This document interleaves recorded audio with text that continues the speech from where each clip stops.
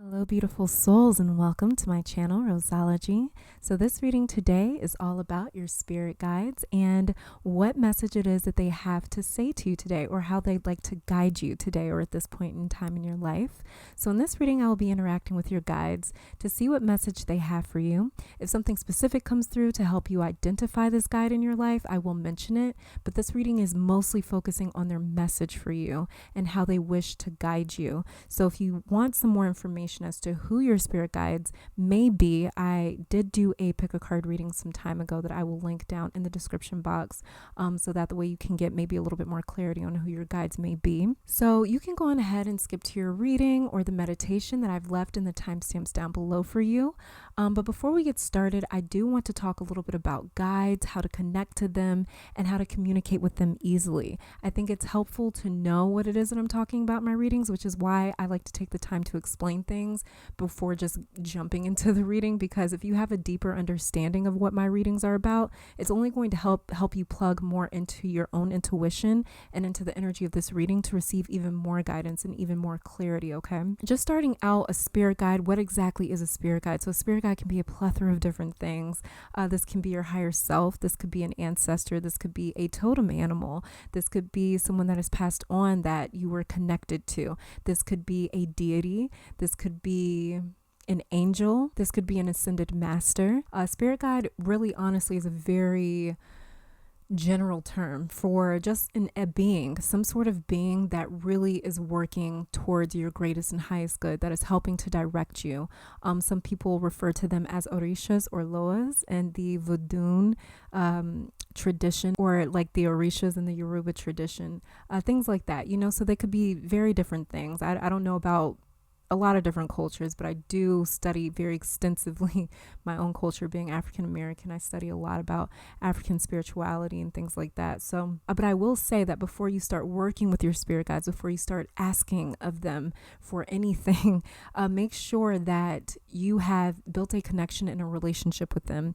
Make sure it is that you are giving to them what it is that they want and need, because they have certain wants and needs as well that do need to be met and do need to be respected if you want to work with these energies. Okay, it's not that they're going to like trash your life or anything if you don't do it. It's not that they're going to turn evil and do something crazy to you, but they do require a certain level of respect to even communicate with you. Okay, so make sure that you're not just kind of going, oh yeah, that's my spirit guide, so can you go do this and this. No, you have to put in that work and that effort first. And especially when we're dealing with certain cultures and things like that, things like voodoo and dealing with the loas and things like that, it's really honestly best to allow these spirits to come to you in like a dream or something like that, to say, hey, that you are a child of mine, I'd like to work with you, I'd like to guide you. And if they haven't come to you, just make sure that you're showing them a lot of respect. Okay, maybe you're more drawn to them, just show them respect, and they may surprise you. They may kind of turn around and go, hey, let's work together. Moving on to how do we connect with our guides. So when it comes to connecting with our guides, connection simply means communication. When we communicate, we are, in short, receiving information. We are divining information from another source. That's all communication is. When I say something to you, you're taking that and you're saying, okay, this is the information that I'm receiving from you, and I'm interpreting it in my own way, through my own process. So you have to connect to your guides to know them, to learn them, and to understand them. They speak their own language that you have to study and practice to become fluent in. The more time that you spend with something, the better you get at it. So is tarot and divination in general. You have to connect to the energies around us, and it's different for everyone. It's kind of like learning math. Math can be a different strategy for everyone, but 1 + 1 still equals 2 at the end of the day. There's just different strategies and ways of learning that. So your energy carries its own unique vibrational thumbprint, which is its own frequency. So that means it has its own consciousness. And this is what distinguishes energy, which is all the same. This is what distinguishes energy from itself, because energy is matter. Matter is everything. You are energy, I am energy, we are all matter. What separates itself from itself is its own consciousness. And that's the part of us that holds every experience, lesson, interaction that we have ever lived through. Our consciousness is where the history of our being exists. That's the history, that's the story of us. Whether it's his story or her story, it's still the history of us, okay? So if we are an individual entity, entity, that must mean that we have our very own language, our own way to communicate with energy and spirits. So your energy has its own language. Your guides, ancestors, angels, higher self, your shadow self, spirits, and your subconscious all speak this sacred language. This language is something that all beings can speak because energy is a universal language. But at the end of the day, you have your own energetic vocabulary. So we all can speak or learn the language of energy because we are multidimensional beings that can interact with anything that is made up of energy, anything that is made up of matter. That is why a tarot reader or a medium can look at some cards, trip their intuition, and tell you something that is happening in your own life without even knowing you, because they are tapping into that universal language of energy. And an experienced person dealing with energy can push past their own vocabulary to tap into a collective stream of information. So this vocabulary is what you experience in your dreams when certain patterns and things keep happening in your life, certain cycles, when you receive signs and messages. It is specific to your own energetic vocabulary. So a lot of people, for instance, feel that there are certain texts and books and things that were written in some sort of esoteric code. It's so occult, it's so hidden, it's so mysterious.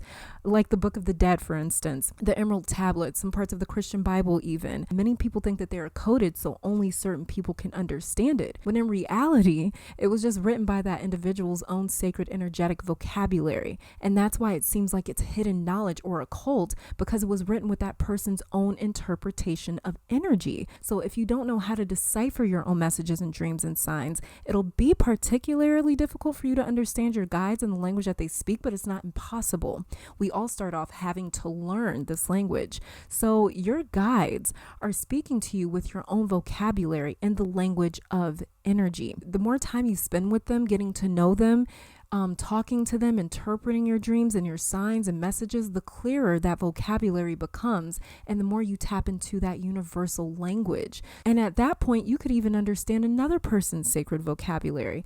But it's all about connecting to energy in the first place. That's the very first step. We connect to energy through experience. We are human beings. We learn through practice and experience. If you can take a message and connect it to a certain experience in your life, it will decode that sacred vocabulary that your soul speaks, that your soul is exclusively committed to. So your dreams will start to make sense when you see how they are parallel to certain experiences in your life. Same thing with tarot. The cards will start making sense and speaking to you when you are able to see your own life experiences in the cards. And that's what happened to me with tarot. Honestly, I have not been reading tarot for very long at all. And the cards reached out to me at a certain point in time in my life when I wasn't comfortable with the occult at all. I thought it was like, the devil was in this stuff. That's what I had heard my whole life. But after a few months of daily studying and not retaining the meaning of the tarot cards, I came across the Fool's Journey, which is the story that the major arcana of tarot tells about the fool. And when I read that story, I never felt more understood in my entire life. I saw myself as the fool and the fool as me. And within 24 hours, I kid you guys not, I never had to research the meaning of any of the cards ever again. I still study them in their symbolism, obviously, because there's so much symbolism in them, but I don't need anyone to tell me what it means, because I can hear the cards on my own. I can translate their energy and their messages, especially with having this basic understanding of their symbolism, right? Connect your life experiences to your own sacred vocabulary. What did that dream feel like? Does it remind you of anything you've ever felt before in your life? What did that sign or that message feel like to you? Can you identify that emotion, that feeling, with something that you've experienced before? Okay, that's how you dive deep into energy, so you can understand it. You have to be able to relate to it, and that's how you understand your guides, or get to understand them and how they are trying to communicate with you. So hopefully that made sense to you guys. I don't know, like in my brain it made sense, but hopefully it made sense to you guys. I just wanted, or felt the need, honestly, to explain that, because I actually downloaded this message a few days ago, and I didn't know why until this reading came to mind to me today and was like, do this reading. And it's important to be able to understand your guides, because they are here to help guide us in this life. So without their guidance, we are lost. lost. Without our higher self, we are lost. So it's very important to be able to plug into this collective source of energy, okay? So let's just go on ahead and get to the meditation because this is taking long enough. So you guys know how I do things. This is a general reading for the collective. So in order for this general reading to speak to you specifically, you have to be intuitively synced into the energy of this reading.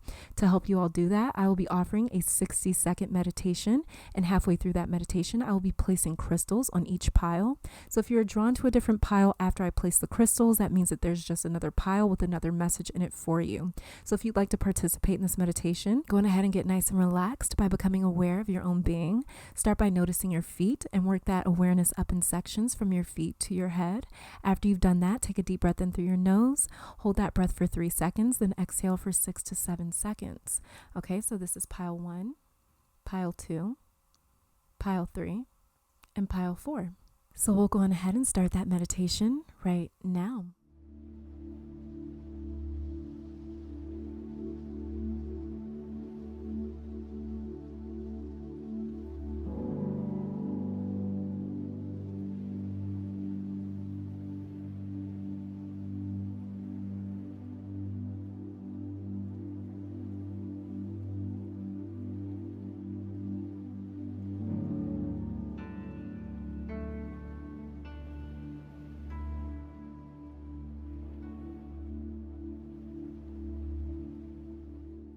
All right, so here on pile 1, I have some honey calcite.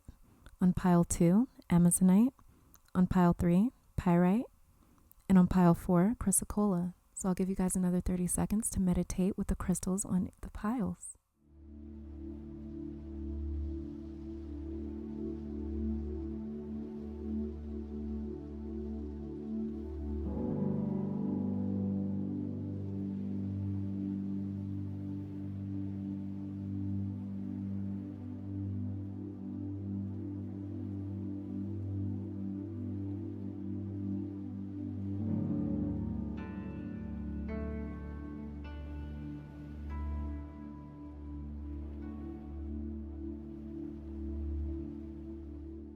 All right, so hopefully that meditation helped you to tap into your own psychic knowing and the energy of this reading. I want to thank your guides, my guides, our higher self, and spirit itself for delivering this beautiful message today. I also want to thank you for giving me, my channel, and this message a chance and for opening up your hearts to me. I appreciate you so very much for that. Now let's see how your guides would like to guide you on today. All right, pile number 1, welcome to your reading. So we'll be starting off with the tarot cards before getting to the 2 oracle cards here. And this card all the way over here to the left will be giving me a look as to who this spirit guide may be, this messenger. We have several spirit guides, but I asked to see which one was more prevalent with this card here. So let's go ahead and take a look at the energy surrounding this spirit guide. So first I'm just going to kind of feel the card and see what it is that I pick up on here.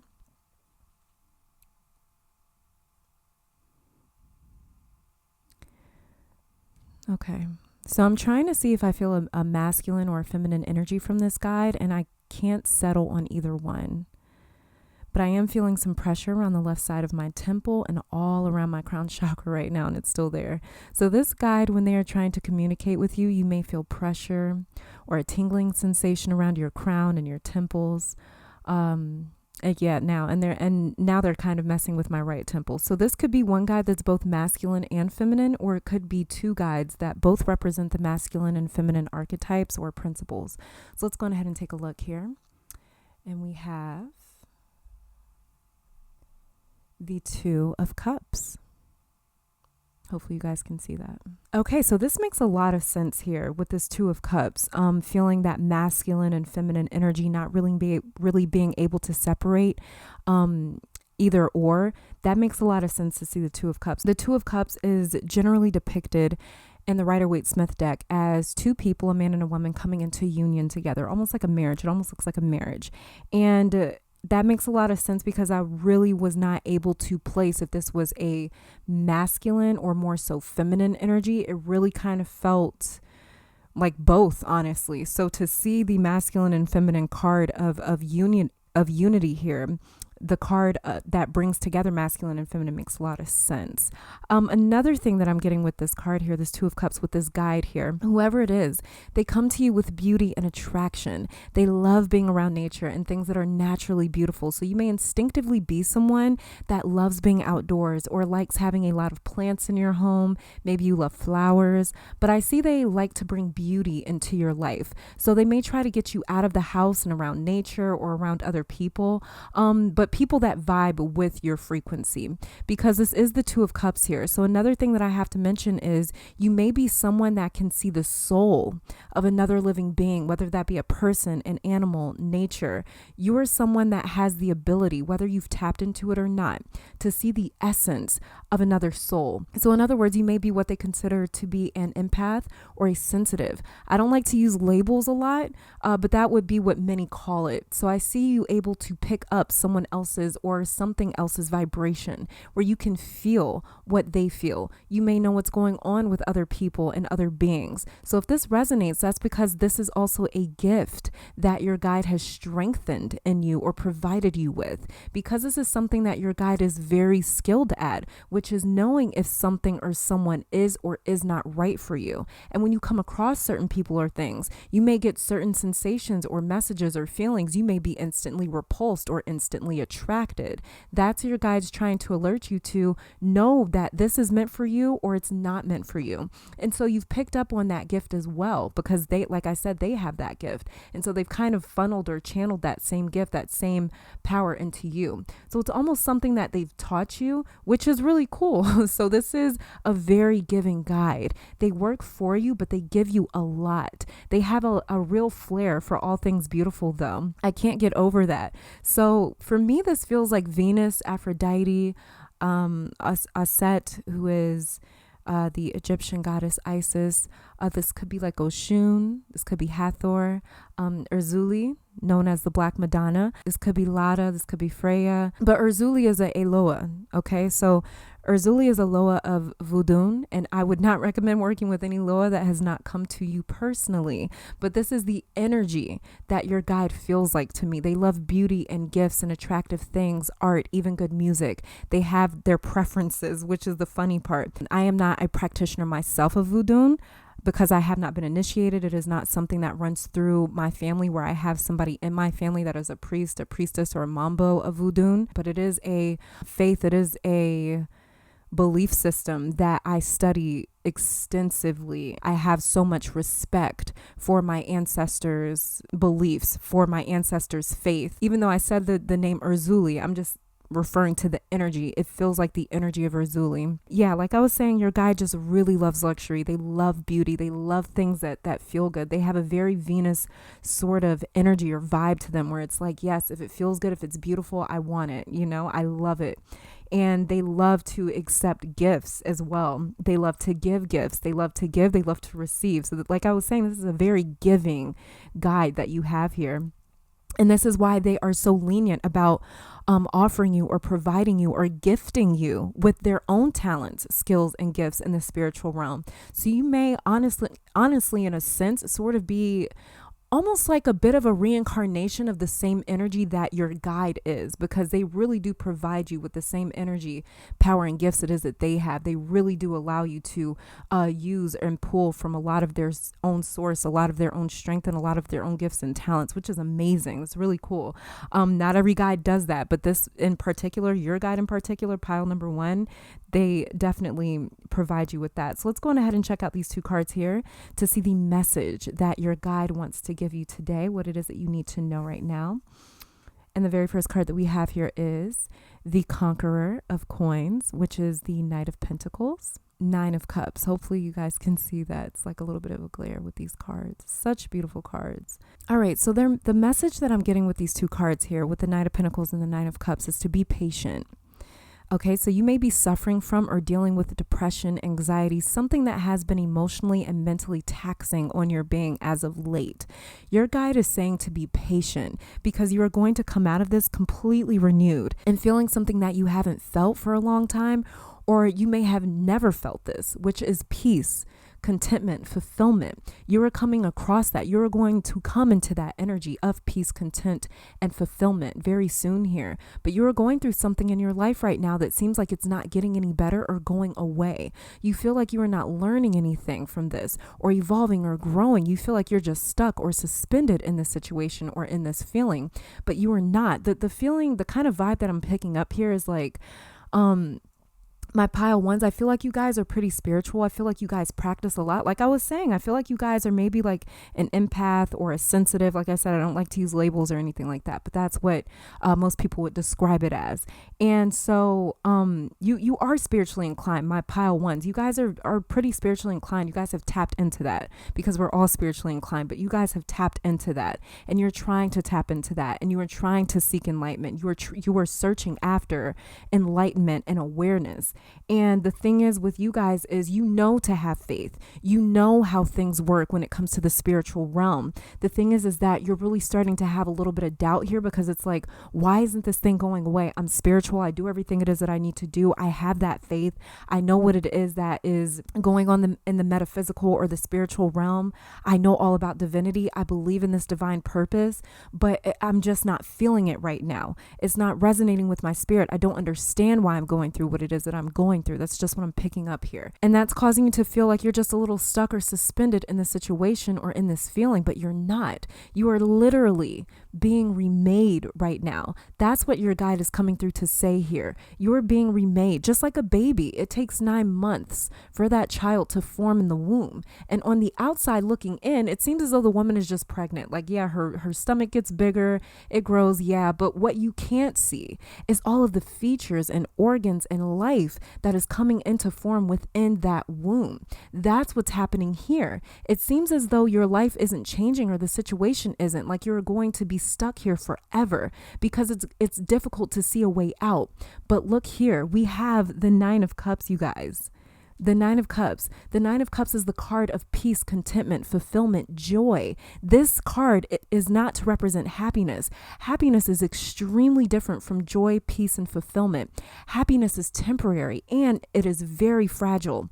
Joy, fulfillment, peace is something that cannot be taken away from you in this life because something bigger than this life, the creator of this life, gave you that gift of joy and peace. So nothing can steal that away from you. For some of you, you have not found this peace yet, but it is on its way. The Knight of Pentacles, who is the Conqueror of Coins right here, he is one of, no, actually he is he's not one of, he is the slowest moving knight in the tarot. He's barely moving at all, actually. He's pretty much still. But with him sacrificing speed, what he gains is awareness. He gains intel, information, knowledge, and wisdom that no other knight can see or sense. This is what's going on with you. You are gaining wisdom by learning how to tap into your joy and your peace, even when things are hard or chaotic or painful. The lesson and knowledge that you gain at this time will never leave you. You will gain something that you can't even take away from yourself. And when you connect with this 9 of Cups energy, this peace and fulfillment, your hard times won't seem meaningless or in vain anymore. You'll be able to look back with gratitude for the peace that came in the midst of a storm. This is enlightenment that's coming to you right now. Enlightenment is never easy. You guys have heard me say this before. Many people want to develop their spiritual gifts, but there's lessons and pain that have to be endured for that wisdom to come. Wisdom comes by pain and challenges because pain and challenges are a very powerful teacher. That's the teacher that we call on when we ask for more wisdom or clarity or knowledge or strength. That's the teacher that shows up, especially with you guys. I believe my pile ones are tapped into a few of your psychic gifts already, like I was saying earlier in this reading. And people that have tapped into their spiritual essence go through a lot in this life, especially if you are meant to teach or spread the wisdom it is that you have gained. If you are meant to be a teacher in this life, then your teacher will challenge you the most because you have been tasked with providing this knowledge to others to help guide them to their own wisdom, not your wisdom, but to their own. The only way you can teach another or show another to their own wisdom is if you endure the challenges and pain on the way to your own. And that is never easy. Okay. So let's go on ahead and check out you guys' oracle cards here to see what else it is that your guides want to say to you today, because they are coming through very strong. They got some powerful messages for my pile ones today. So let's go on ahead and take a look. The very first card that we have here is Sacred Sexuality and the Universe. Beautiful. Okay, so I just wanted to zoom in on the cards a little bit more because they were kind of zoomed out, so that the way you guys can see them a little bit better. So the oracle cards that we have here is the Universe and Sacred Sexuality. So the Universe is showing me that things are coming together. It's slow moving, but they are coming together. Like this hand on the Universe card here. This hand is like a puppet master. There's so many moving parts that's happening in your life right now, and you can't see all of these strings around her hand because there's so many things happening that you just can't see. Like I was talking about with the child forming in the womb, you can't see all those tiny, small, intricate details that are being formed and created at that time, but it's not meant for you to see it. All you have to do is trust it and know that you have not been left alone or abandoned. You are more than surrounded by love, and so much of it. Just know that things are changing, things are growing and evolving, and just know that you're not doing anything wrong. Okay, so that's why you can't see all of these moving parts right now, because it's for your protection. Your guides want you to see the entire picture, not just the details. They don't want you to see the hand that's being formed, that one tiny detail. They want you to see the entire child that's being formed in that womb. Because when you see the entire picture, you simultaneously see all of the tiny details as well. And so you start to develop this respect and love for the work that went into this creation. You see and finally connect to the purpose of that creation, to the purpose of the fact that, oh, I wasn't able to see everything because all of this was coming together. If we could see the way that the universe and spirit worked, we would be so confused. We would be so fucking lost, you guys. We'd be like, what in the world is all of that? We wouldn't know heads from tails. We wouldn't know our head from our ass, honestly, because it's like that. There's so much going on when the universe is kind of being that puppet master, and when the universe is at play. That's why it's not meant for us to know every tiny little truth, every tiny little detail. All we need to be able to see is the entirety of what has been created or what has formed. Because when you see the entire picture, like I was saying, you see all the tiny details, and then you start to develop that respect. So you will see and connect this pain, like I said earlier, you will be able to see and connect this pain or challenge to a purpose, so it won't feel like it was done in vain. These things are coming together. I see you in this Nine of Cups, this peaceful place with a newfound meaning and purpose in life that you may not be connected to at this point just yet. So if you've been wondering, why am I here? What is my purpose? Why is this happening? These questions that seem small to you are huge to the spirit realm. When spirit shows you or connects you to your purpose, it's never small. It usually hits you like a ton of bricks, because you reconnect yourself to your essence, to your higher self. And that's exactly what is happening here. You are connecting to your own divinity, and that is always uncomfortable. All right. And moving on to sacred sexuality, again, this is just like this Two of Cups down here. This is either two guys that you have, or it's one that doesn't necessarily identify as masculine or feminine energy, because it has a very strong grounded, rooted existence in both of the polarities. And again, we have the Rose in this card, just like we have the Rose in this Two of Cups. So what I'm getting with this is to work with your root chakra as well. That's what I'm getting right now. That's what I'm hearing anyways. Work with your root chakra. Sometimes I will spend days, even weeks, if I feel that one chakra needs that much attention. So take a few days to spend with your root chakra, to connect with your own sacred sexuality. You may have been hurt sexually as well, I'm getting, for some reason. You may have experienced some form of sexual trauma, sexual abuse, or issues with submission or maybe domination. Find that balance again. Find that beautiful balance where you can reconnect with pleasure, and in a way where you don't feel ashamed or guilty or embarrassed or repulsed, but find a way to fall back in love with yourself, to fall back in love with sexuality and with sex, with people, with partners, because there's this theme in the spread here of people and the other, and it keeps coming up over and over and over again a little bit. So really work on connecting back to a place where sex or sexuality is something that you only feel pleasure with. That might have been why this idea of pregnancy in the womb kept coming up for me as a metaphor. And these two oracle cards, they almost look like a womb here, or something that is able to hold life. But find divinity and pleasure in your body and in sex and others and in life. Find purpose in these things. It's so sad to me how we have demonized sex over the years within our society. And it's not just a natural thing.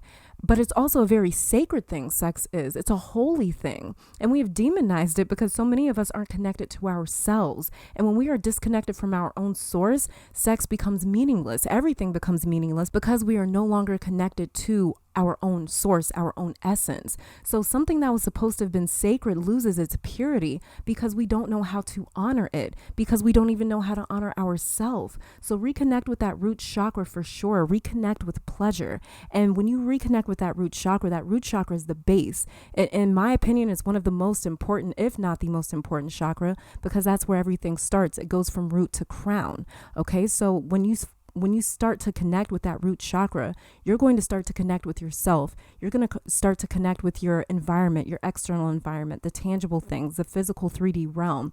You're going to start to connect with your body, with your sacred sexuality. When we start with the root chakra, that is how we begin to connect with the rest of our chakras. That's how we begin to connect with spirituality. That's how we begin to connect with spirit, is by connecting with these tangible 3D physical things first. We have to start with the physical realm first.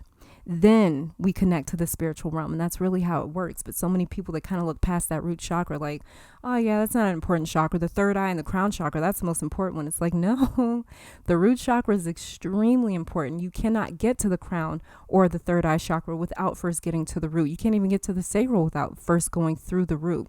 The root is the door, the doorway to spirituality, to the rest of the chakras, okay? So this is all that I'm saying for my pile ones. Thank you guys so very much for tuning in. I want to thank, of course, your amazing, beautiful, beautiful, beautiful guides for coming through in this reading. They were so amazing. So thank you to your guides, my guides, our higher self, and spirit itself for such an amazing reading. Again, thank you guys for tuning in, for giving me a chance, for giving my channel a chance, for opening up your hearts to me. I appreciate you so very much. And I pray that this reading brought you some love, support, clarity, and strength. Hopefully you all come back to visit me sometime soon, but I'm just going to go on ahead and move on to the next pile. So you guys keep conquering the world, keep being amazing, stay blessed, and I'll be back next time, all right? Bye, guys. All right, in pile number 2, welcome to your reading. So we'll be starting off with the tarot cards, and this card all the way over here to the left first. So this card will be showing me the energy of your spirit guide, basically. So it'll be kind of showing me a little bit about their personality, who they are, and then we'll move on to these 2 cards all the way over here to the right to see what message it is that they have for you. Okay, so I'm just going to go on ahead and start with just kind of feeling this card and seeing what sort of energy I can pick up before seeing the actual card. So let me go on ahead and just kind of hold it and see what I'm feeling.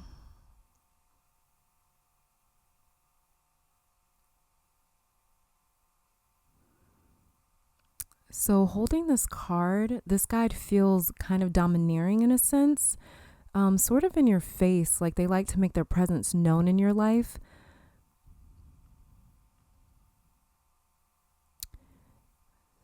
They feel kind of like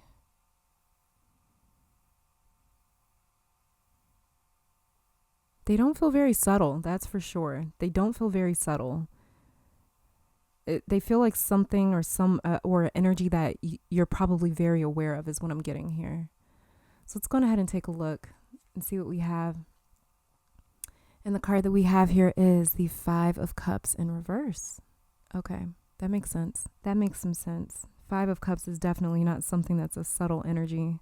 The 5 of Cups, the energy of the tarot card 5 of Cups is energy that is very we're very aware of. It doesn't slip past us. We are very aware of 5 of Cups energy in our life. So this card, the 5 of Cups, is a card depicting a man crying over 3 cups that have fallen in the Rider-Waite-Smith tarot deck. It's usually depicted as a man who is crying over 3 cups that have fallen while ignoring the 2 that he still has. So as you can see, let me just turn it up right. There's 3 cups that have kind of fallen over, and all of their whatever's in these cups is falling out, and the 2 cups up here, let me put this in focus, and then the 2 cups up here, they're still standing, and they still have their They still have whatever is in their cup is still in there. And as you can see, there's an eye here crying to show like the sorrow, the grief over losing these 3 cups, even though you still have 2 standing. The person in this card, he finds it difficult to part from his grief and to appreciate what it is that he still has with these 2 remaining cups. So to see this card in reverse is telling me that your guides love to help you see the glass half full versus half empty. So you may during stressful times be more inclined to find the meaning in what's happened or to see the positive in it. If you can find the meaning or the purpose or the reason or the benefit in your difficult times and experiences, you will go out searching and looking for it. So this is a gift that's been given to you by your guides. They help you find the meaning or the value in the hard times because they want you to focus on what it is that you do have or what you are getting from the pain, from this situation, from this challenge or this inconvenience. They like for you to see the profit that you can gain from everything it is in life that you go through in life. They try to turn your losses into wins by having you focus on the positive or the lesson in the fight that comes with defeating this challenge. So this feels almost like an angelic energy, one that's all about balance and not succumbing to the flaws, hardships, and lessons of life. Their main priority is to keep you from drowning in sorrow and anger and sadness, bitterness, defeat, or pity. That's why they focus so much on, yes, you've lost this. You may have lost these 3 cups over here, but what did you gain? Or what do you still have? Or, but don't you see the benefit in losing this thing? So this guy, they feel so balanced. This guide, they really appreciate destruction and chaos because this guide sees the need or the importance and the sacredness that destruction or death brings. This guide feels like Ganesh energy or maybe Kali Ma, Persephone, Sekhmet, Eshu, who's an Orisha of the Yoruba tradition, but the Eshu that is paired with Ifa, because like I said, this is a very balanced energy, and Ishu is not a balanced energy. He's Ishu alone by himself. He's just kind of chaotic. He likes to play tricks. He likes to cause confusion. But Eshu paired with Ifa is order. So it's kind of like chaos and order paired together. I could see a Ishu Ifa sort of pairing here. Because like I said, this is very balanced energy. So this energy sees destruction and ending as a necessity for change and evolution. And so when times get rough, they almost get excited in a sense because they know that this means evolution, progression, change, and elevation, spiritual elevation. So they're a little dark in nature, but not in an evil way. Darkness, just like chaos, does not mean evil. Darkness and chaos is just untamed, uncontrolled, wild energy. And light is more controlled, domesticated energy, representing order. Okay. So it's not an evil thing when we talk about darkness and chaos. At least when I talk about darkness and chaos, I'm not referring to anything evil. I don't fuck around with anything that is evil or anything that works against us. That to me is not a friend. That to me is not an ally. That to me is not something or anything that I want to invest into ever. So for me, darkness and chaos does the job that the light doesn't do. So the light, like I said, that brings order.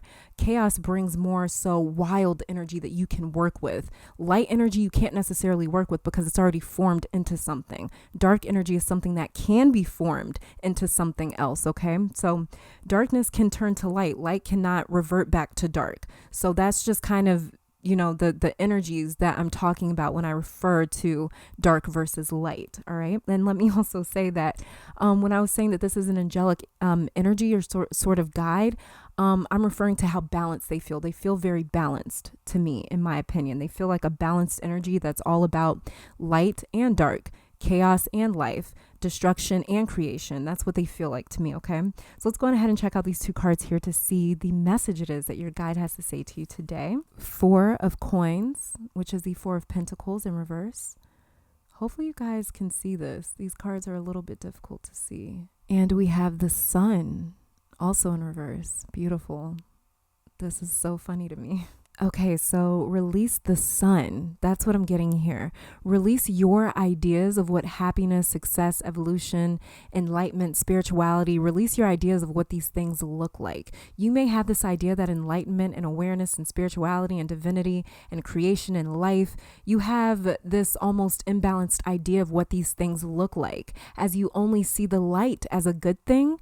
And light does not, like I was explaining earlier, light does not mean good and dark does not mean evil. And I try to be very careful about using these terms here on my channel, which is why I don't necessarily say love and light too much, because people kind of assume anything outside of light is not love and it is evil, but it's not. Evil is evil. Evil is anything that works against your highest and greatest good. Evil is anything that does not want to see you step into your own divinity and step into your own sacred purpose. That is not your friend or your ally. That is resistance, and that is the enemy.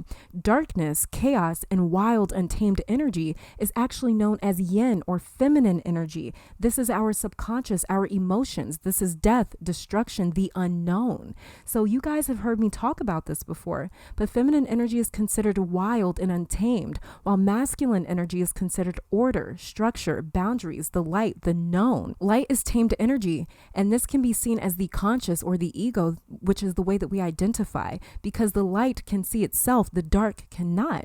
That's why we can see in the light, but not in the dark. In the dark, we are forced to rely on what we can sense, not what we can see, or not what we know, but what it is that we can sense. And that's why feminine energy requires, it asks, it demands more faith in us.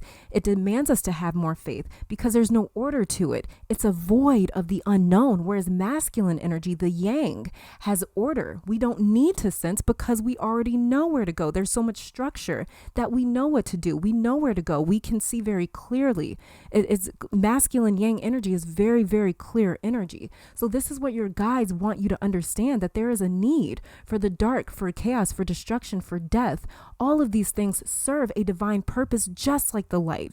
The dark is just as divine as the light because it serves the same master that the light does. And this is what your guides want you to understand. Your guide wants you to be able to see past what you know with the conscious, past what you know with order and with light. Your guides want you to have more faith in what it is that you can't see or don't know, because it is wild, untamed, and a little scary. So when things happen that you deem bad or unnecessary, is it truly bad?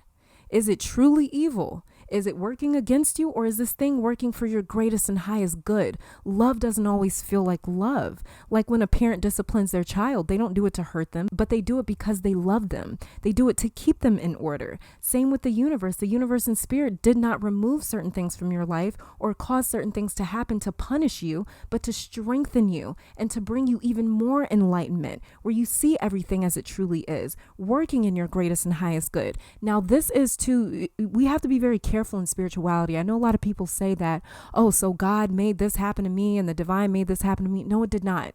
And I get very, very, very agitated when people try to blame others' fucked up actions on the divine or on God or on this higher power, because it's not this higher power's fault. We all, as a human being, have a choice as to what it is that we do in this life. If I give you a hammer and you decide to go kill someone with it, is the hammer evil, or was it your decision? If you decide to take that hammer and build a house, is that hammer enlightened? Is that hammer divine? Or is it just you deciding to go and build something instead of destroy something? It's all up to you what it is that you do with that hammer. Just like life is like a hammer. It's all up to us what it is that we do. So there are some beings out here, like I was saying earlier, evil is evil. Evil is anything that is trying to break you, that is working against you, that is working to intervene or interfere or take you away from your divinity, from your own divine purpose, from your own source. That is what is evil. That is what is working against you. Certain things will happen in life because there are certain energies and beings out here and people out here that are making the wrong decisions, that are choosing to inflict pain, that are choosing to work against the highest and greatest good, to work against the natural order of things, to work against the universal law of things. Universal law means everything in the universe, every being, every creation in the universe has to follow that law. That is why we call it the universal law. That means that a star that is millions of light years away from Earth has to follow that same law because it is universal. It's not just applied to us. It's not just applied to this dimension, to this realm, to this planet, to this incarnation. It is applied to everything. But at the end of the day, every single being, every single creation has its own free will to choose if it follows that natural order or if it goes against it. It's all up to us. To work in alignment with the universal law does not mean to always work in order. Sometimes it means to work in chaos or destruction. But chaos and destruction is not evil. So anything that wants to inflict pain is not chaos and destruction. And people get that very confused. And that is what your guides here want you to really understand, that there is a very big difference. There's a very clear line in the sand between chaos, destruction, Because chaos and destruction, like I said, has its own divine purpose, and it serves the same master as the light and order does. And there's a very fine line between that and something that is working against you. Okay. And that's what your guides really want you to see here. So the universe and spirit did not remove certain things from your life or cause certain things to happen to punish you, but to strengthen you and to bring you even more enlightenment, where you see everything as it truly is, working in your greatest and highest good. There are energies that work against us. That's evil. That's what doesn't want good for you. That's what wants to tear you down and to make you feel as though the situation is hopeless. But your guides become very protective and very active when they see energies come in that are trying to work against you and keep you from your own divinity. When they see energies that are coming in trying to confuse you, that is when your guides go, oh no, you're not going to come in and try to taint or muddy what it is that is working for my person. Basically, they become very protective over you. So these things working against you, they want you to feel the despair when life doesn't go the way you want it to go. These beings working against you want to break you down when life gets tough. These beings want to take you away from your divinity so you cannot connect to your own sacred purpose, because a being without purpose will not be able to withstand or survive the trials of life. The trials of life are too heavy. They're too difficult to fight through if we feel that there is no reason or purpose behind it. Reason and purpose is what gives us our strength, our power, our confidence to push through every obstacle. So it's not the situation and the difficulties that are evil.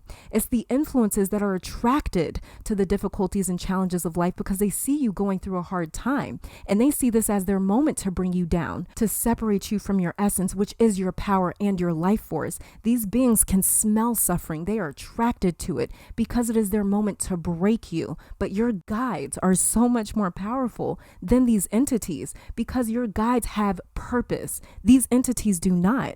So when your guides have purpose, when anything have purpose, they are always working for you. And their purpose is to assist you in reaching your highest and greatest good. And because they have purpose, they cannot and will never be defeated by a being that has lost its purpose, that wants to see you fail. The Creator sets you up to win. Even when you feel like you are losing, just know you were set up for a win. Your guides want you to be able to see more clearly how these difficulties are made for you and not against you. These beings and energies attracted to your suffering, these are the ones that are against you. And your guides want you to see the difference in that. Okay, so that is something that I really feel the need to stress. I don't want to keep driving this point home, but it's something that I feel is really important to stress with my pile twos here. So let's go ahead and check out you guys' oracle cards to see what else it is that your guides have to say today. The very first card that we have here is the Alchemist, beautiful, and Withdraw. Okay, so the Alchemist, this is the universe, this is spirit.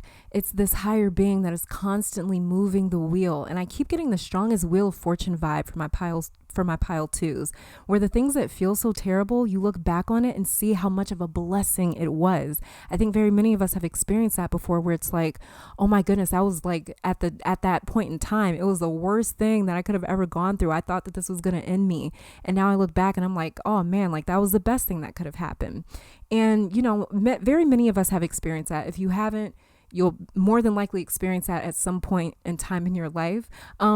But that's the vibe for this pile, where everything is working for you as long as you expand your awareness outside of what you deem good or positive or working for you. See everything as a lesson and you will never fail. See destruction as the catalyst for creation and you will never despair. See darkness, wild, untamed, uncontrolled feminine energy as your guide, as your ally, and you will never feel out of control, powerless, or helpless, or alone. See your enemies as those that want to see you broken, as those that want to displace you from God, from the divine, from your own sacredness. See them as the enemy, and you will never feel tricked. This is what the Alchemist wants you to know, that the things that you blame for your disappointments have come to liberate you and to help you.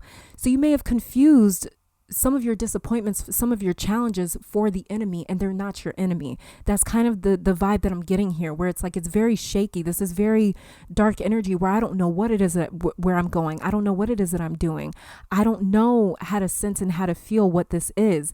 Discernment is what it is that is needed with this pile, for sure, to be able to sense what it is that is happening, to be able to sense that even though I can't see right now, even though it's dark, I can still sense that peace. I can still sense that I'm on the right track, I can still sense that I am okay, that I'm going to be okay, that I'm in the hands of a higher being that is telling me you're okay. So let me guide you through this. And this is what your guides really, really, really want you to know. They want you to see the universe is working for you. Light and dark is of the same coin. They are friends. Evil is the enemy. Anything working against your purpose is the enemy. I cannot stress this enough for my pile twos, because until you see these things, because until you see these things this way, you will forever feel like a victim of life instead of a participant that is making their own decisions, influencing outcomes, and co-creating its own existence. So you will feel displaced from your own power and life force until you see that what you call bad is not necessarily negative. It might not be fun,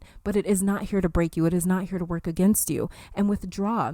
So I'm seeing this as trust yourself, get alone with your guides, withdraw into their presence and into their energy. So you can stand in the presence of your own truth. You will be able to discern what is meant for you and what is not, what is working for you versus what is actually working against you. Because right now you may be struggling with a little bit of paranoia, of feeling like everyone or everything or a lot of people or a lot of things are working against you, of feeling like you can't trust anyone, or of feeling like you don't need anyone because everything is out to get you. So this is nothing to be ashamed of, because at the end of the day, this is just a defense mechanism that you have relied on for survival. You've been through things that have caused you to look around every corner before making a left or right turn, because you've gotten so used to struggle. You've gotten so used to almost being attacked in some areas of your life, or you've gotten used to disappointment and challenges in certain areas of your life. So to change that, you must change your perspective first. You cannot inflict change upon your environment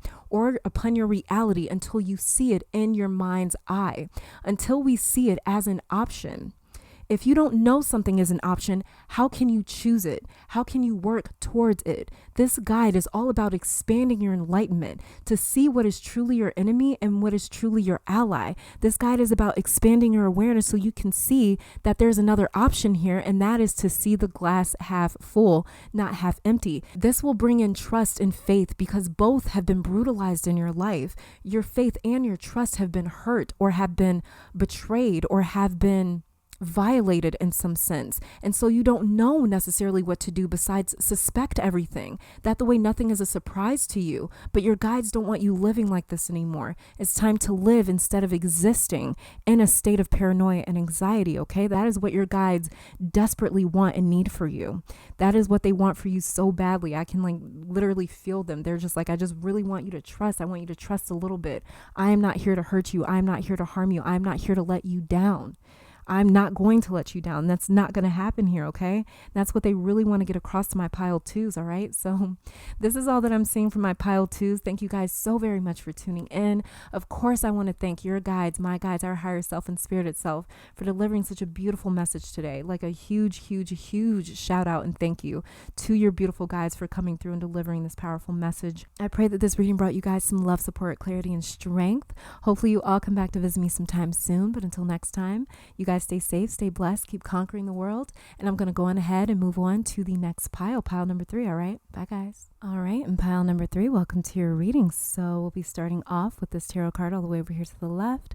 And this card will be showing me a little bit more about who this guide is that is coming through today, or that is coming through the strongest today. So this will be showing me a little bit about their energy. Okay. So I'm just going to go on ahead and kind of hold the card first to see what it is that I'm picking up on their energy before I actually look at the card. And these 2 cards over here will be showing me their message. But so let me just see if I'm feeling anything.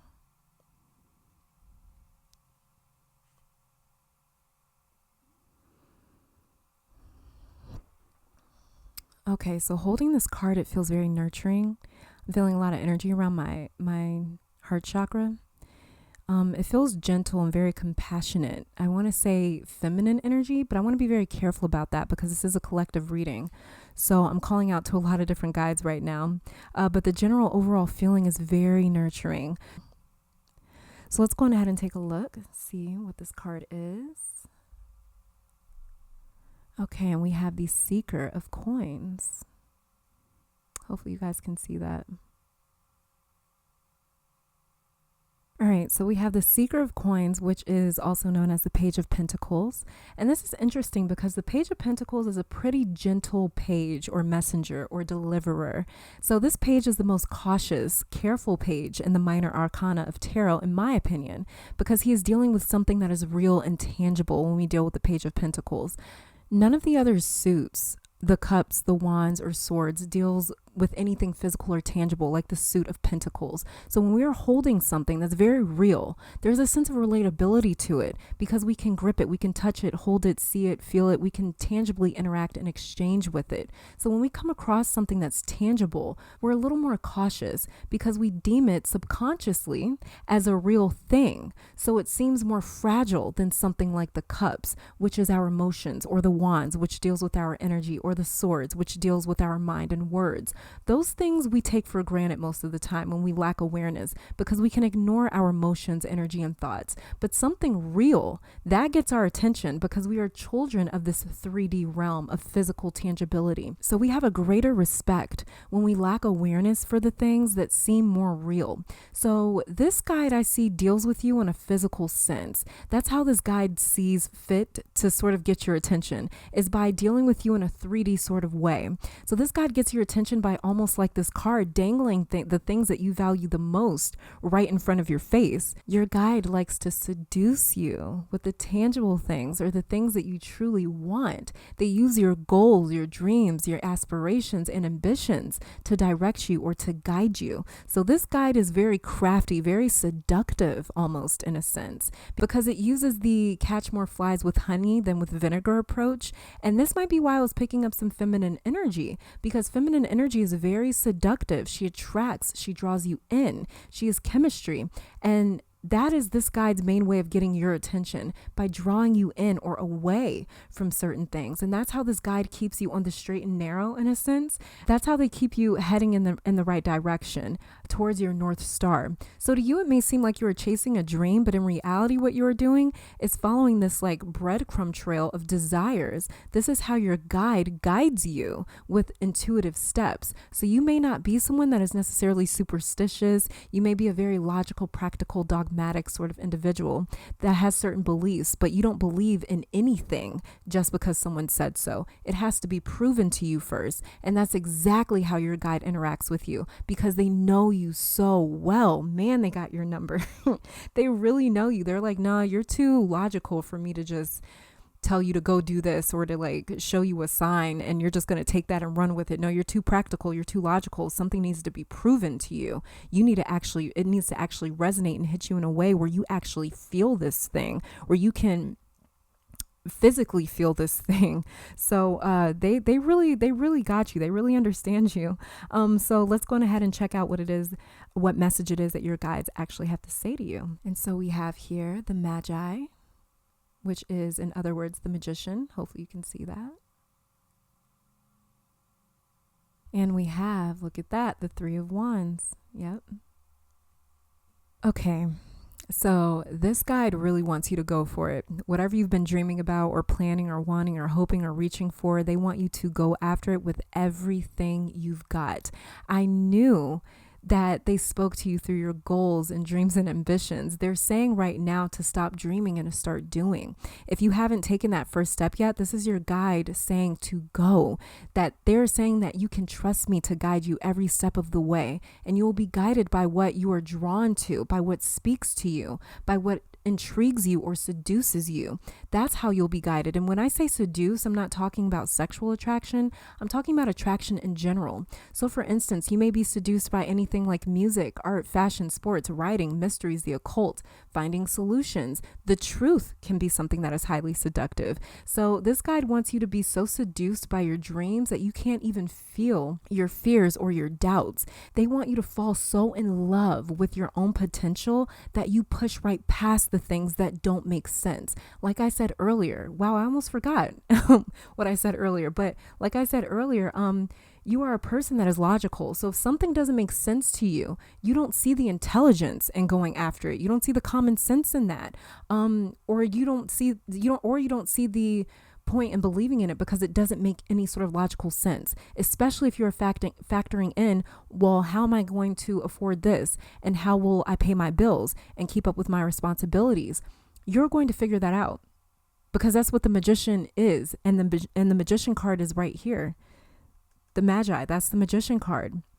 I know people say that this card is all about manifestation, and he is in a sense, but the magician is a sorcerer simply because he can figure it out. He doesn't wave a wand and something magically just appears. No, he is much like you, pile 3, where he wants something so badly that he can basically taste it. He just cannot live without it. Every cell in his being is attracted to this thing that he desires. He's so drawn to it that he creates a way or a solution. He constructs a bridge to his desires. He figures it out the same way man figured out how to do surgery, how to save lives, how to construct technology, how to build buildings. Desire, passion, coveting, craving, wanting. These emotions are power. There's so much power in these emotions. That's the true wand that the magician is holding when he brings things from his mind, from his dreams into existence. The wand is actually desire. That's all that the wand is.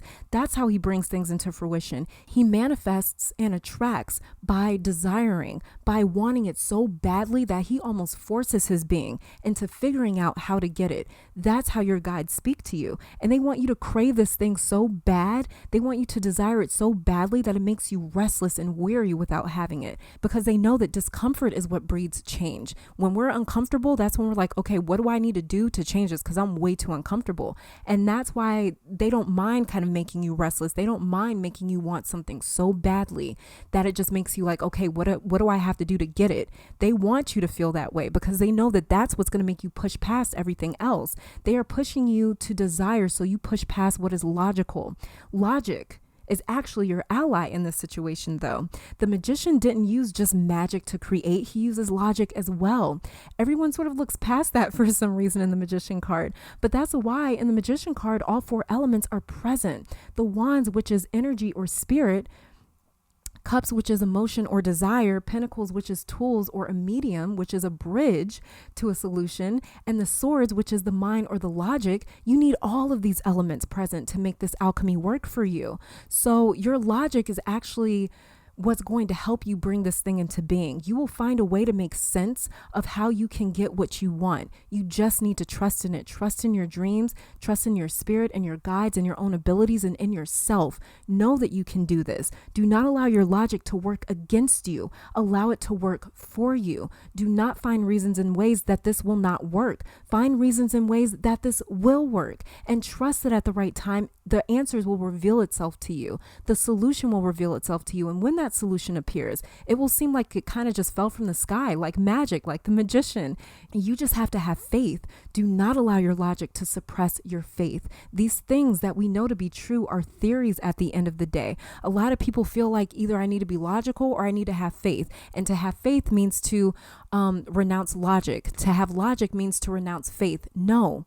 Marrying these things, marrying these two things together, because they are the polar opposites of each other. Logic is fact, right? It's truth. And faith is something that we don't necessarily know. We can just kind of sense it. We can just kind of feel it. We can't necessarily explain it. It's just something that we feel. And when you marry these two things together, that is how you become the magician. That is exactly how the magician works. He brings together these two polarities. He's the ultimate alchemist, just like temperance, because he knows how to bring these things together. Well, temperance is like a higher octave of the magician, but a different topic for a different day. But yeah, that is what you're doing here. You just have to have faith. So, these things that we know to be true, because of our logic, are just theories at the end of the day. They're just theories. Science is just a theory that was created by another human. So at the end of the day, what is truth and logic in the grand scheme of things? Truth and logic is just as subjective or just as changeable as opinion and faith or as opinion and the things that we don't know. So use your logic to help support the things that seem illogical. I know that sounds weird, but allow it to give you faith, because it's our confidence that breathes life into our abilities and our skills. When our skills receives that breath of life from our confidence, that's when our reality begins to shift or change. That's when the magician waves that wand and magic appears. So faith needs logic, just like logic needs faith, just like the feminine needs the sacred masculine to impregnate or to implant life into it. Your logic is what will impregnate your faith. Your logic is what will implant your faith. And that faith, once it's impregnated, will give you the ability to create. That is what is going to help birth this future, this reality that you see, this dream in your mind. That is what is going to birth that dream into fruition. And when you are ready, you will wave that wand. That's what the Three of Wands is talking about here. When you are ready, you will take that first step, wave that wand, and begin on your journey to that reality. And if you are already working towards your desires, just know that your guides are coming to say you are on the right track. You have waved that wand and are beginning to bring these dreams into physical form. So kudos to you. You're on your way. This is amazing. Okay, so let's check out you guys' oracle cards here to see what else it is that your guides want to say to you today. The very first card that we have here is patience and death. Okay, so patience is, like I was saying, when the time is right, these things will reveal itself to you. The magician doesn't get to the place of mastery by rushing. He learns how to be a sorcerer along the way. He learned how to infuse energy, magic, faith, and logic together to create something into being, to bring it into being. He learned confidence, not how to be confident, but he had to learn confidence first. Faith and confidence is something that is earned, not just given to us, because the divine knows how powerful we are when we believe in something. And so it is required of us to learn this first so we can respect and honor faith and confidence instead of just waving a wand around. That wand is extremely powerful, and you are responsible. You are culpable for whatever it is that that wand produces. Okay, so that's something that we have to earn. It's just like building a business. If someone just hands you a business versus you building it from the ground up, which scenario will you be more attached to, more connected to? Which scenario would you be more connected to that business? Probably the one where you had to build it from the ground up, where you had to learn everything, where you fell on your face a few times, where you had to experience a little bit of pain here. So, oh, that's what you're doing. Okay, that's what I'm seeing here. So you're trying to avoid failure. That just came through. That literally just came through in this reading. That's understandable. That's completely understandable. You're not being faulted for being afraid of failure, for trying to avoid failure, for not wanting to deal with failure. None of us wants to deal with failure. Until we learn that failure is actually a good thing. It's a teacher. It's a way to teach us. It's a way to teach us how to succeed. And I was just actually saying this to someone yesterday. I was like, it's kind of it's kind of interesting how we sort of stumble into the things it is that we're supposed to be doing. We sort of stumble into answers. We sort of stumble into clarity. We hardly ever just have this confident walk into clarity, into the things it is that we're supposed to do, into the path it is that we're supposed to walk. It's hardly ever a confident walk. It's usually a stumble until we get to that confident walk. And then once we get that confident walk back, once we get that little swagger back in our walk, then the universe comes right back in again and knocks us right off of our confidence, because it's trying to build us back up again. It's trying to teach us more lessons. It's trying to elevate us again. So every time we elevate, every time we encounter a new lesson, we're encountering the unknown. We're encountering something that it is that we don't necessarily understand just yet, that we have to get familiar with, and that we have to get used to, that we have to learn, that we have to master. Okay, so we are constantly magicians. We're just learning how to create magic in new and different scenarios. And that is exactly what it is that your guides are saying. So it's completely understandable that you want to avoid failure, but you have to kill that. Death.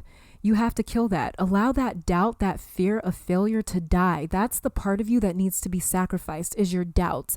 The part of your logic that is so skeptical that it ends up working against you because you can't see past what it is that you know. kill that. Let it die. The best way to kill doubt that was born of an overworked, anxious brain is to just do it anyways, to just push past it, like this Three of Wands is encouraging you to do.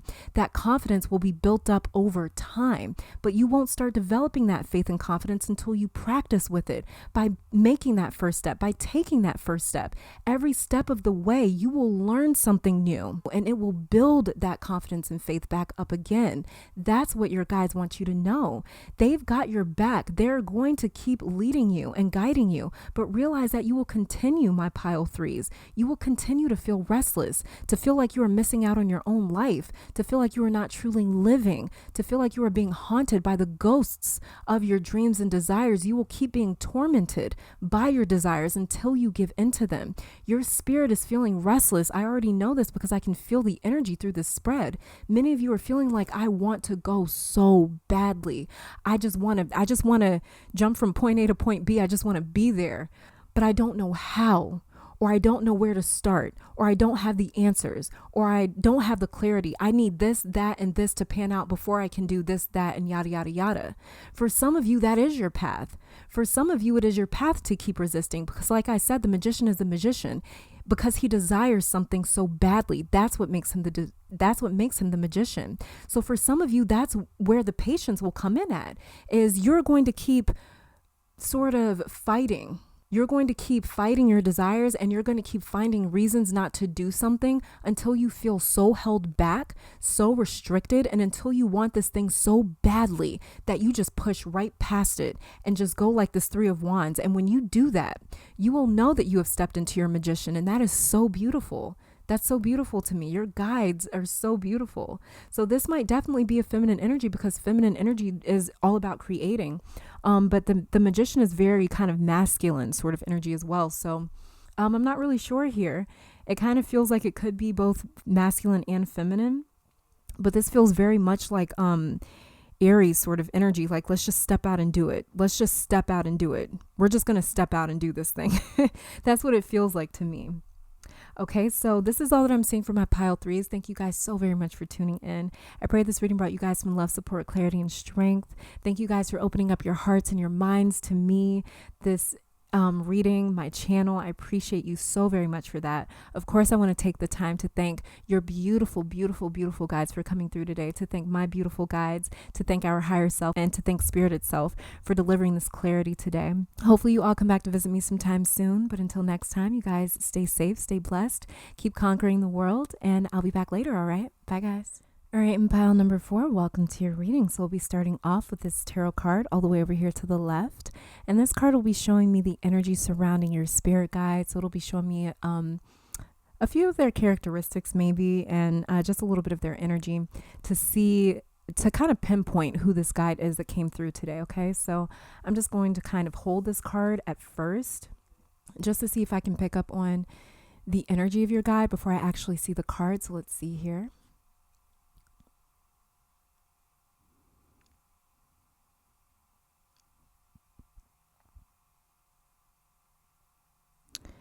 Okay, so it's interesting. Holding this card, this feels like a block. This feels like I can't pick up on anything with your guide. And it's interesting because as I was shuffling, this was one of my easiest piles to shuffle. The cards one by one, they just jumped out so clearly, so neatly. And holding this, I feel nothing. It's like a block. And now out of nowhere, it kind of feels like something abrupt trying to come through, like a very masculine, forceful energy.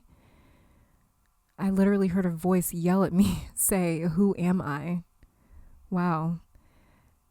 Because I keep asking, "Who are you? Who are you?" And then I just heard this voice kind of yell out, "Who am I?" Who am, like, it was almost like your guide was saying, like, "Who am I?" You know, like, "Who are you?" It was almost like your guide was saying that. So let's go ahead and take a look here. And we have the Three of Swords. Okay. Yeah, that makes a lot of sense. That makes a lot of sense as to why I was feeling some sort of a blockage. Let me sit with this for a second, because it's interesting how this guide at first wouldn't come up, then out of nowhere it came through like a force. So what I'm going to do is grab a pen and paper and write, because I like to channel the cards through automatic writing a lot, especially after I flip them. That's when a message really comes through clearly for me. So give me a second. I'm just going to go kind of, because I try to wing this one, but this guide is throwing me off a bit. So give me a second. All right. So I just kind of took a few minutes here to just sort of see what was coming to me by automatic writing. And of course, something came through. But that's how a lot of the messages for the cards come through to me after I flip them. I usually like to kind of sit with a pen and paper or my phone or something and just allow whatever is coming through to just sort of channel through me. And I ended up getting an entire, a lot from this guide. So basically, this guide is sort of intimidating. This guide is very cutthroat.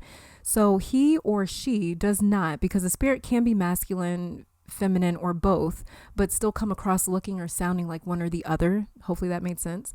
But this guide is like a tough, loving father that shows its love through protecting you. But their love is painful because they only come through to remove things that are not in alignment with you. So like if you have a relationship or something, for instance, that may be sort of toxic in some sort of capacity, this guide will come through as a forceful, almost intimidating presence that, in a sense, almost like, all right, sorry you guys, I received a call. But back to what I was saying, I forget what it was that I was saying. But yeah, basically, this is like a tough, loving father, like a tough, loving parent. So like I was saying, if you have a relationship or something, for instance, that may be a little bit toxic in your life, that may be sort of toxic in some sort of way, this energy, this guide will come through, and this guide will come through forceful and almost intimidating, almost like an intimidating presence that in a sense scares people, things, beings, and energies away from you that isn't for you. So if people seem to leave your life sort of unexpectedly or do something so unforgivable that you can't get past it, you can't get over it, or things fall through for no reason, that is the work of this guide coming through. He or she is very unforgiving of the things that is not meant for you and will not allow you to waste any time or energy with something that is not in alignment with your highest and greatest good or your highest and greatest potential.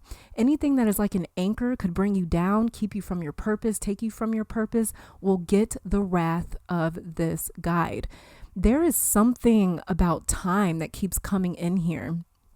It's like this guide is very strict about what you spend your energy on or invest yourself into, because it's like this guide is very aware that maybe you're on some sort of a schedule or timetable where there's something that you need or have to make happen in this incarnation. And this guide comes through as a very rigid, as very rigid about what's meant for you versus what isn't. So some guides, for instance, they're a little more lax. They'll kind of sit in the background as we figure things out or go through the same repeating patterns or cycles over and over and over again, because they want you or are allowing you to develop awareness on your own. But my pile 4s here, you guys were the only pile that's giving me this almost rush of energy where it feels like a parent. We're like, for instance, like a child might reach out for like a hot pan or a hot stove, and just out of nowhere, like your hand gets smacked. And it's like, okay, all right. All you had to do was just, we could have just talked about this basically. But this guide is very prevalent in the sense that it's their sole job. Their sole job is to remove or take away anything from you that is deemed a distraction from your divine purpose. It's like this guide has been tasked with being the law and order in your life, with keeping you on track by any means necessary. It's like they got the clearance to destroy or remove or to really insert themselves into your life, to literally almost like pick you up and put you right back on track if you are led astray somehow. This guide does not play. The thing that I'm kind of picking up here is this might be one of your last few incarnations here, possibly. I can't say that I'm entirely sure about that, but there's something very pressing or very serious about my pile 4s. And it's like you guys are not allowed to just figure it out the way that others are. It's like you don't have much room for error, and that's what this guide is here to do. So you may have experienced a lot of loss or setbacks in your life, unexplainable things, situations, experiences, phenomena, very confusing, almost in a sense where you're like, but I do what I feel is right, and still things happen this way. That's this guide coming through for sure. That's the work of this guide. if something just like happens that you just can't make sense of, that's this guide that's coming through and removing certain things from your life, taking certain things from your life, or putting certain things in your life. Okay, so let's go ahead and check out these 2 tarot cards here to see what message it is that this guide has to say to you today. And so we have the 3 of Cups. Hopefully you can see that. And the Wheel of Fortune. Beautiful. Okay, so the 3 of Cups and the Wheel of Fortune, exactly. Yeah, I think I can more confidently say that if you have intuitively picked Bio 4, you may be coming up on to the end of your last few incarnations here. So if you've always felt this sort of pressure to do something, this would be my group, my pile number 4s. You guys are the people who have felt since a very young age like you had something very important to do, or like you felt a pressure, almost like a ghost following you around, constantly reminding you that you have a very specific purpose or job that must get done here. Many people are new souls here, and so they have the time, they've been allotted a certain amount of chances to complete their journey. My pile 4s, on the other hand, you have been drenched almost, or maybe born with like this veil that's partially removed, and it gives you the ability to see through time or to feel past it, where you can sense the importance of your own existence and incarnation. Many of us spend our entire lives not knowing what we're meant to do. Many of us don't even connect with the fact that we're meant to do anything. We don't even know that we have a divine purpose, very many of us. But you, my pile 4s, you were born with that veil lifted or broken already, where you could immediately feel or sense that there was something for you to do. And it may have caused you some pressure or anxiety throughout this incarnation, throughout this life. And this is why you have experienced so much loss or pain, is because you are like that child that has everything sort of slapped out of their hands that isn't meant for them. Like, for instance, like a kid that's meant to play a sport, and so their parent or their coach never allows them to eat desserts, maybe, just for an example. This overseer never allows them to even risk the temptation of straying from that purpose or that job. So the 3 of Cups is here to say that you will find your place. You will connect to this job, and it will bring you satisfaction. Your life or incarnation is not meant to be full of only pain and lessons. It's meant to be fun and enjoyable and memorable, like a really good party. I think that very many of us probably have those kind of ideas or those memories where it was like, oh, that was fun. But that's what this 3 of Cups represents. But you have to go with the cycle of your own existence, and that is coming through with this Wheel of Fortune right here. You have to follow that path, that cycle, whatever it may mean. These 2 cards, the 3 of Cups and the 3 of Cups and the 3 of Swords, these 2 cards here, they are the complete polar opposites of each other. One is about pain, emotional release, or death, and the other is about stimulation, fun, satisfaction, celebration. The wheel right here, the Wheel of Fortune, is marrying these 2 energies together to show what the Wheel of Fortune is already saying. The Wheel of Fortune is all about things moving in a 360-degree cycle, where sometimes you're up, 3 of Cups, and sometimes you're down, 3 of Swords. But there's a divine purpose to all of it. There's a purpose for your pain and for your satisfaction as well. Even your satisfaction serves a purpose. Everything you do or touch or experience in this life is not just to experience it, but there's a bigger reason behind it for my pile 4s. Like I said earlier, you are not allowed to do anything that is meaningless or won't serve your purpose anymore. Some young souls are allowed to experiment, to test things out. Nothing's like a coincidence, and nobody's existence and nobody's incarnation is ever just meaningless. It always has a meaning, but some of us have more of a pressure to discover that meaning, to discover that purpose. But newer souls, they're a little bit more lenient. Their guides are a little more lenient with them, where it's like, okay, they're still learning, like almost how you're like a little more lenient with like a child or something, because it's like they're still learning, they're still getting it together, they're still learning how to walk. So not everything, you can't hold everything against them because they don't understand everything just yet, right? It's kind of like that. So when it comes to a new soul, it's kind of like that. But you're not a new soul, you're an old soul. So basically you're like the oldest kid in the family, where it's like the younger kids don't get in trouble, but you get in trouble because you know better. It's kind of like that. That's the energy that I'm picking up on here. So that's like I was saying earlier, you are not allowed to do anything that is meaningless or won't serve your purpose anymore. Some young souls are allowed to experiment, to test things out, But when we approach the end of our evolutionary cycle, when we are in the end of our last few incarnations, things get a bit more serious. Like kind of like being in school, like senior year, for instance. You might take senior year way more seriously than freshman, sophomore, or maybe even junior year. So you might start to tighten up a little bit more. But for you, you realize or can actually feel the wheels turning with this wheel of fortune. Many souls, especially the younger ones, are completely blind or numb to this wheel when they're in this incarnation, when they're in this physical existence. They can't see it, feel it, or hear it. But your gift and your curse, all at the same time, your gift and your curse, all at the same time, is being aware of this cycle, being aware of this wheel, being aware of your time here. That's why you feel this pressure to perform or to do or to figure it out, or like there's not much time left, because your purpose has stretched higher and higher and higher to reach the surface of your consciousness. So every life or incarnation, we become a little more aware of what we have to do, or the fact that we are here to do something. And that's where you're at right now. I see the next phase of your life being generally enjoyable for the most part. And I believe that that's a message that your guide really wants to get through to you, is no matter what, you cannot screw this up. Your guides won't allow it, and neither will you, because you are aware of this energy in some capacity. You will start to ride this wheel instead of feeling trampled by it. Okay. And this will bring you joy, celebration, fun. This will bring you that Three of Cups energy. The Three of Cups, I always see it as like kind of like an extension of the Two of Cups, where like in the Two of Cups, you see two people almost like getting married or something, like a union, coming into union together.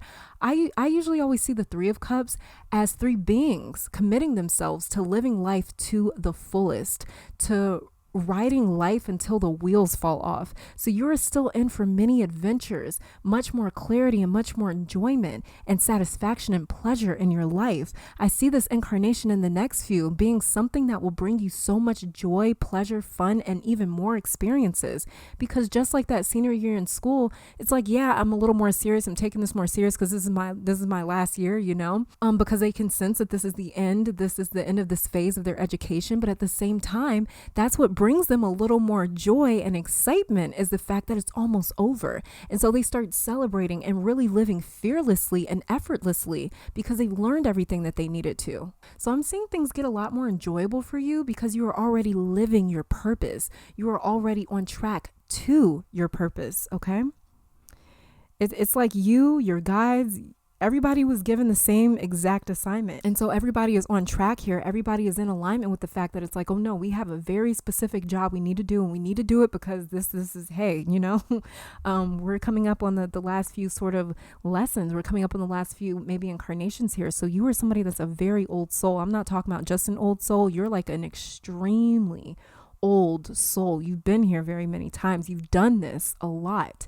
And now I feel as though spiritually, you're probably about to ascend or elevate to something completely different, and move on to the next phase after these next few incarnations, possibly. So let's go on ahead and check out you guys' oracle cards to see what else it is that we're seeing here. And this is not to scare you guys. I don't want you guys to think that like this means that you're just going to turn into like a pile of ash, or just go into this void space where it's just like you're just in a space of nothingness. I don't want to scare you guys into thinking that. That's actually not what it means at all. When we come up to our last few incarnations, when we're done incarnating here on this earth, we've learned everything. We learned everything it is that we need to learn. And then we move on to something else where it is that we're starting to learn different lessons. We're starting to learn different traits, different skill sets, different things like that. We're given a new purpose. Okay. So it's not that this is the end of you. This is just the end of this phase. Just like you would move from senior year in high school to freshman year in college, or from senior year in high school to going after your dreams, or to whatever next phase in your life. You're moving from one phase to the next phase in your life. And that's exactly what's happening, but it's happening within your existence. It's happening within your soul. Okay. So let's go ahead and check out you guys' oracle cards to see what else it is that we're seeing here. And the very first card that we have is boundaries, and beautiful, the Warrior. Okay, so yes, boundaries. Like I was saying, your guide will set those boundaries very clearly with you, where it is that you're supposed to go and where you're not supposed to go, what you're supposed to have in your life and what you're not supposed to have in your life.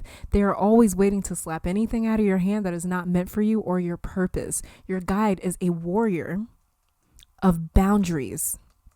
That's exactly what they feel like. These two oracle cards couldn't have described it any more perfectly. Your guides couldn't have described it any more perfectly. I mean, wow. They really came through here. But, you know, they feel intimidating in a sense. That would be the warrior part. Okay.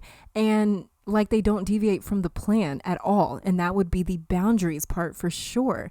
So yeah, you know, realize how much this guide is fighting for you and thank them, because I feel like they never sleep on the job. They never slip up, not once. They are on it. They are on top of this. They're on top of keeping you in the cycle of the wheel of fortune to keep you on track, which is what your guides are meant to do. That's what all of our guides are meant to do. But like I was saying earlier, some of our guides are a little different. Some of them are more lenient than others because they've been given, just like us, a specific assignment and a specific purpose. And your guides' purpose goes hand in hand with yours. So they're not going to let you give up or deviate from the plan. The warrior here, they're not going to deviate from this plan. They're going to intervene every time just to whip you back into shape or back into place. Our guides feel what it is that we feel. You feel pressure because they feel the pressure. They feel the pressure because you feel the pressure. So we're very connected in that sense. And so this guide, like I was saying, they're just a warrior of your boundaries. They're a warrior for your wheel of fortune. They are a warrior for you to keep you on track. So it feels painful sometimes when they come through because they are very, like I said, kind of smack you on the hand and just snatch it away from you. They don't even have to think about it. They don't even have to guess. They don't even have to go get like permission from the universe. Like, hey, should I take this from them? No, like I said, this guide is an extremely powerful guide that's been given.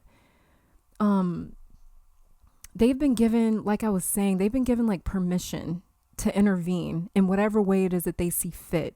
If there is something or someone or anything that is not adding to your greatest and highest good or your greatest and highest purpose, they will remove it from your life. And they've been given that permission to do so. They've been permitted to do that by a higher power. Okay. So this guide feels painful, but they're doing it for you. They're doing it because they're like, no, we have to stay on track. We have to keep on track.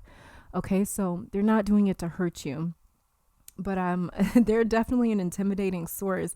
They're definitely an intimidating energy for they're not intimidating if something is meant for you. If something is meant for you, they're going to protect it just like they protect you. But if there is anything that comes into your life that is like, it's working against your highest and greatest good, this energy does not play with that. This energy will find a way to get rid of it. That is when this energy comes through as very intimidating, very scary, very threatening to anything or anyone that is not meant for you. They will feel a threatening presence about you. And it's not you. It's your spirit guide that people are feeling and sensing. And that's why I was saying some people may just kind of leave from your life. Unexpected things may happen. Unexpected things may fall through. And that is because that is this energy coming through. And almost like in a sense, it's like, you know, almost scaring the things away from you that aren't meant from you. They almost like stand in front of you, almost like scaring the things out of your life that is not meant for you, that is going to drain you, that is going to tear you down. This is an amazing guide. Yeah, they can be a little painful, but they are really, really, really, really, really working for you, which is amazing. It's beautiful. Okay, so this is all that I'm saying for my pile 4 is make sure you thank your guides, because your guide is like really working for you, man. They're working. They might even be a little stressed out at trying to keep everything in line here. They might be experiencing a little stress themselves. So make sure you thank them and tell them like, thank you for protecting me, and thank you for keeping me in this wheel, you know, because like I said, I see you coming to a place. As long as you accept your guide and as long as you accept the guidance that your guide is trying to give you, I see you coming to a point in your life, a phase in your life where it's like you are living the most beautiful experiences. You're living through experiences that are so fun and enjoyable. The 3 of Cups is here. We can't ignore that. This is a card, like I was saying, where it's all about that was a really good party. That was fun, you know? So your guide really wants you to enjoy this part of your life because you've learned everything it is that you needed to learn. So it's like this guide wants you to work even harder because this is your last few incarnations possibly. But at the same time, if you're working harder, that means that you get to play even harder. And that's where it kind of comes in to balance here. It's like, it's hard work. It maybe even be a little stressful, but you get to really enjoy life. Like just as hard as this is as enjoyable and is as pleasurable as life is going to be for you. Okay, so this is all that I'm seeing from a pile fours. Thank you guys so very much for tuning in. I pray this reading brought you guys some love, support, clarity, and strength. Let me take this time to thank your beautiful, beautiful, beautiful, beautiful guide. Thank you so much for coming through.